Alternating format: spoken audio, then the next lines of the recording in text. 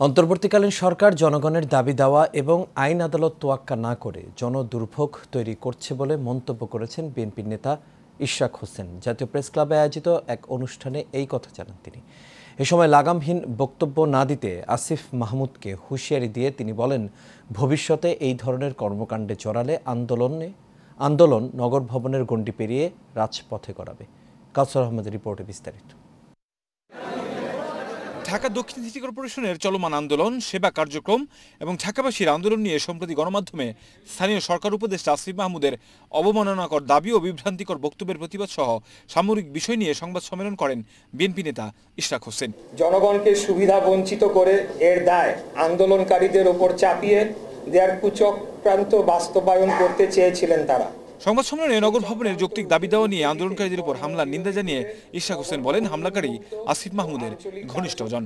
বর্তমান উপদেষ্টা পরিষদ সর্বসম্মতিভাবে তারা সিদ্ধান্ত নিয়েছে, আদালতের রায় যাই হোক, আইন আদালত যাই বলুক, তারা ইশরাক হোসেনকে ঢাকা দক্ষিণ সিটি কর্পোরেশনের দায়িত্ব নিতে দিবে না।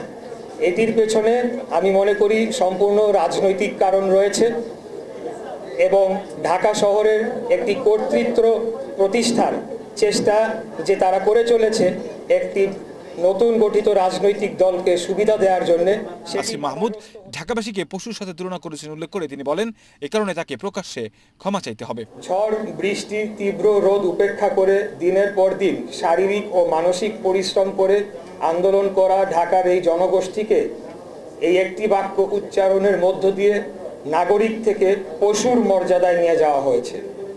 এটার জন্য তাকে অবশ্যই নাগরিকদের কাছে ক্ষমা চাইতে হবে। এ সময় এনসিপি নেতাদের ওয়ার্ড পর্যায়ে সচিব পদে নিয়োগ দেওয়ার বিষয়েও অভিযোগ করেন ইশরাককে মিসগাইড করা হয়েছে। কাউসার আহমেদ, এশিয়ান টেলিভিশন, ঢাকা।